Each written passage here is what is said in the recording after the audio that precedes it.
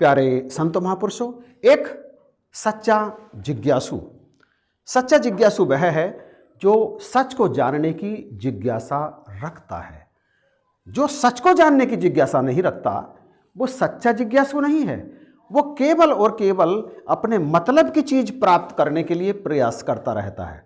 परंतु जो सच का जिज्ञासु है वो जब तक उसे सच नहीं मिल जाता, सच मतलब ब्रह्म मतलब परमात्मा, वो तब तक लगातार प्रयास करता रहता है। एक गुरु से दूसरे गुरु, दूसरे गुरु से तीसरे गुरु, तब तक वो गुरुओं के पास जाता रहता है, स्वामी विवेकानंद जी की तरह, जब तक उसे राम कृष्ण परमहंस जैसे पूर्ण गुरु मिलकर ये नहीं बता देते तू परमात्मा को उसी तरह से देख सकता है जैसे तू मुझे देख रहा है, मैं तुझे देख रहा हूं। और जब पूर्ण सतगुरु का प्रवेश उसके जीवन में हो जाता है तो वह ठहर जाता है, स्थिर हो जाता है, क्योंकि मंजिल पर पहुंचकर हर किसी को विश्राम मिलता ही है। एक पूर्ण सच्चे जिज्ञासु की मंजिल होता है ये ब्रह्म, ये परमात्मा, ये उसका निज घर है। जब वो अपने निज घर में पहुंच जाता है तो ठहर जाता है। इसके बाद वह अपने ही जैसे दूसरे ब्रह्मज्ञानियों का संग करता है और उस संग को कहते हैं सत्संग। जब 1, 2, 3, 4 या लाख 2 लाख ब्रह्मज्ञानी मिलकर इस ब्रह्म की चर्चा करते हैं, अपने जीवन के अनुभवों को बांटते हैं, तो उस सभा को कहा जाता है सत्संग।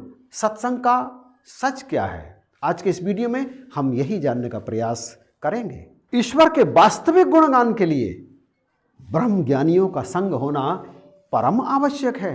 चाहे कोई कितने ही साज रख करके, कितने ही सुंदर स्वर में गुणगान करना आरंभ कर दे परमात्मा का, परंतु जब तक वहां ब्रह्म की उपस्थिति ना हो, यानी ब्रह्मज्ञानी संत स्वयं वहां परमात्मा का दर्शन ना कर रहे हों, तब तक वह स्थान सत्संग नहीं कहला सकता। सत्संग के लिए भक्तों की संख्या कोई मायने नहीं रखती, मायने रखता है उनका ब्रह्मज्ञानी होना। चाहे 2-4 ब्रह्मज्ञानी भी बैठकर निरंकार को हाजिर नाजिर करके इसकी चर्चा करते हैं तो वो भी सत्संग बन जाता है। परंतु लाखों की संख्या में भक्त बैठे हों परंतु निराकार प्रभु परमेश्वर वहां उपस्थित ना हो तो वह लाखों की भीड़ भी सत्संग नहीं करती। हाँ, यदि वो लाखों की भीड़ भी ब्रह्मज्ञानियों की ही हो तो वो लाखों की भीड़ भी सत्संग ही कहलाती है।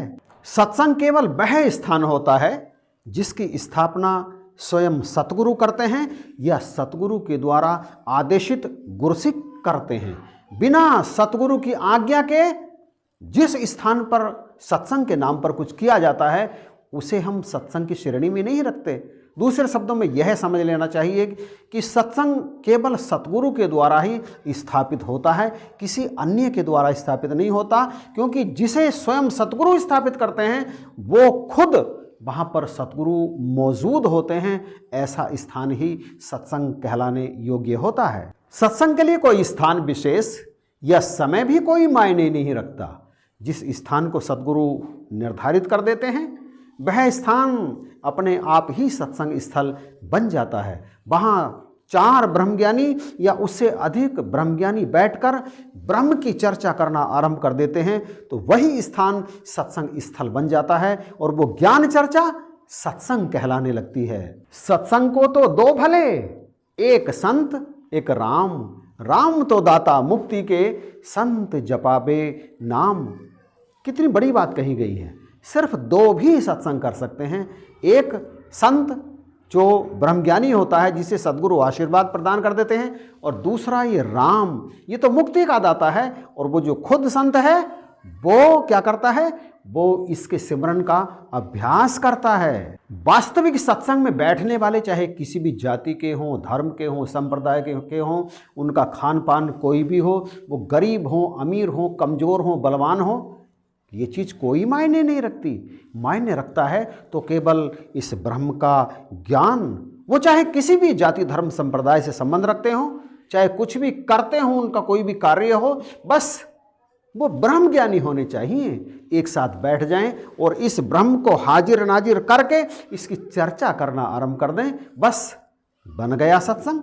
संतो महापुरुषों, सत्संग में ना तो किसी प्रकार के कर्मकांड को किया जाता है और ना करने का आदेश किया जाता है। सत्संग तो भ्रम भ्रांतियों को दूर करने का नाम है। सत्संग तो जो हम कर्म कांड करते हैं उनकी वास्तविकता समझाने का नाम है कि ये आखिर संसार क्यों करता है। सत्संग बंधन काटता है, बंधनों में बांधता नहीं है। पूर्ण गुरु की सत्संग करने वाला ब्रह्मज्ञानी समस्त विकारों से ऊपर उठ जाता है, समस्त भ्रम भ्रांतियों का परित्याग कर देता है। कोई भी नया काम करने से पहले वो जानना चाहता है कि उस काम को करने का मकसद क्या है। वो सतगुरु के आदेश के बिना कोई भी काम नहीं करता। सतगुरु की उपस्थिति उसके जीवन में हर क्षण मौजूद रहती है। और ऐसे व्यक्ति का जब सत्संग छूटता है तो दिया कबीरा रोए राम बुलावा भेजिया, दिया कबीरा रोए जो सुख साधु संग में सो बैकुंठ न होए। एक ब्रह्मज्ञानी के लिए, एक सत्संगी के लिए बैकुंठ में भी वो सुख नहीं होता जो सुख उसे इस वास्तविक सत्संग से मिलता है। समस्त विकारों से ऊपर, समस्त भ्रमों से ऊपर, समस्त भ्रामियों से ऊपर, समस्त कर्मकांडों से ऊपर केवल एक रस जीवन जीना शुरू कर देता है एक ब्रह्मज्ञानी।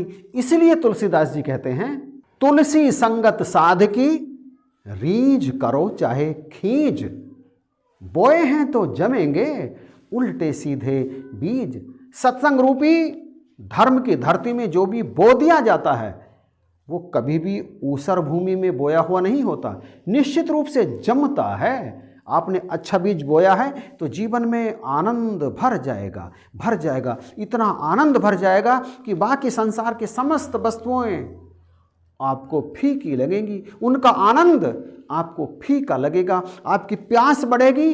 सत्संग करने चला जाऊं, सत्संग कहाँ हो रहा है, कई दिन से सत्संग नहीं मिला। वो अकेला बैठकर भी सत्संग करना आरंभ कर देता है। ये राम है और ये राम का भक्त है, दोनों बैठ जाते हैं और सत्संग आरंभ हो जाता है। तो ये जो स्थितियाँ इस वीडियो में दास ने इनसे पूछ करके बताई हैं, निराकार से पूछ करके बताई हैं, वो एक ब्रह्मज्ञानी के लिए अति आवश्यक हैं। ये ध्यान रखना जरूरी है कि इन पर चलकर ही ब्रह्म के ज्ञान का वास्तविक मोल पड़ता है, मुक्ति प्राप्त होती है, मोक्ष प्राप्त हो जाता है। तो कृपा करो, बख्शिश करो। इन्हीं शब्दों के साथ दास आपसे इजाज़त चाहता है और आप सभी को जय हिंद, नमस्कार और प्यार भरी धन्यवाद।